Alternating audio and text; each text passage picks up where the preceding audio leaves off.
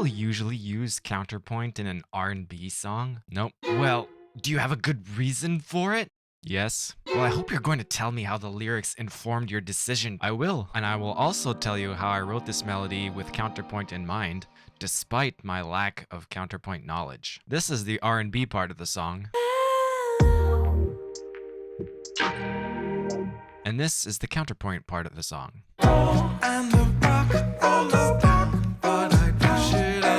All you need to know is that this song is in AABA form, with the B section being the counterpoint part, which we had to modify a bit to make it work. We chose to use counterpoint in this section to add depth to the lyrics. Depth?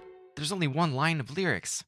Exactly. Story time. In the A section, a woman casually threatens her boyfriend. In the B section, the boyfriend has a chance to retaliate, but he gets stuck in his own head with this one nagging thought. And the rock rolls down, but I push it up again. It rolls down, but I push it up again. Sure, we could have come up with more elaborate lyrics like, "Hey girl, I want to tell you off, but I'm too stuck in my head.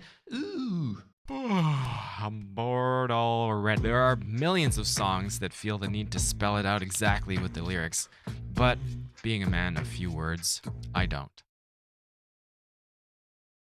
So you can see that the superior way of portraying voices inside my head is to use more than one voice. Ipso facto, counterpoint, and also the reason why we had to modify the B section.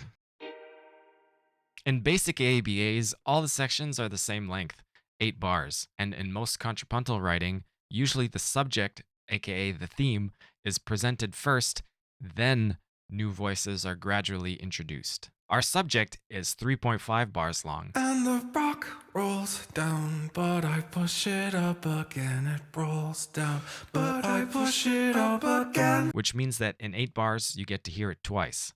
And in counterpoint, that means you get to hear it once alone and once with counterpoint, with 2 bars to spare. Great, right? Wrong. We only have time to introduce one new voice. And we're not counting the bass voice right now because it's just doubling the bass instruments, which means that the counterpoint idea would kind of seem half-baked if we only did it in 8 bars. Fine, so let's start with the counterpoint right away. Wrong again. That's too confusing. And the rock rolls down, but I push it up again. Long story short, we took our time with this section and extended it to as long as it needed to be. Which of course means that we have to work harder to make it interesting for that length of time. This is what we did. Like I said, we introduced voices one at a time, but then we started pairing 2 together, then 3, and then by the end, all 4 are more or less together. We added, changed, or repeated words without drastically changing the meaning of the lyrics, which allows us to play with different phrase lengths. So our original was 3.5 bars long. And the rock rolls down, but I push it up again. It rolls down, but I push it up again. We have the tenor, 3 bars long. And the rock rolls down, and I push it up again. I push it up and down again. We have the bari, 2 bars long. And the rock rolls down, but I push it up again. And it also allows us to play with mixed meters. We cycled through several keys in a short period of time. And the rock rolls down, but I roll. And the rock rolls down, but I again. We inserted a brief instrumental interlude.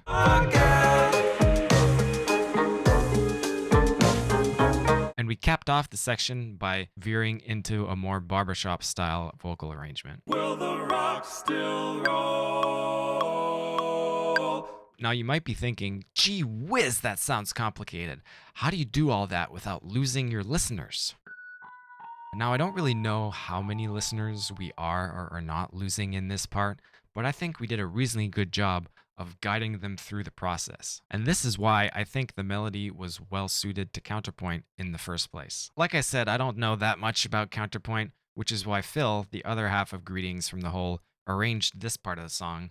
But I wrote the melody with certain criteria in mind that I thought would make it well suited to counterpoint. It's rhythmically distinctive, meaning that it's simple but varied enough that if you just played the rhythm on its own, you would still kind of know what it is if you've heard this before. It's melodically distinctive, which means that it has a recognizable contour, meaning the up and down shape of it. It uses only one lyrical idea, makes it easy to remember. It's harmonically very simple, pretty much only outlines one chord, and it doesn't use much chromaticism, which allows us to transpose it to different areas of the key or different scales. So all of these can be boiled down to this: simple and strong ideas. Strong and simple ideas allow us to create a complex arrangement that is easy to follow because listeners can recognize that it's basically a set of variations on a theme, and they can latch on to the process of us developing those themes. So, the counterpoint was used to add extra dimension to the lyrics. To do the counterpoint properly, we needed to extend the section beyond the normal section length for ABA,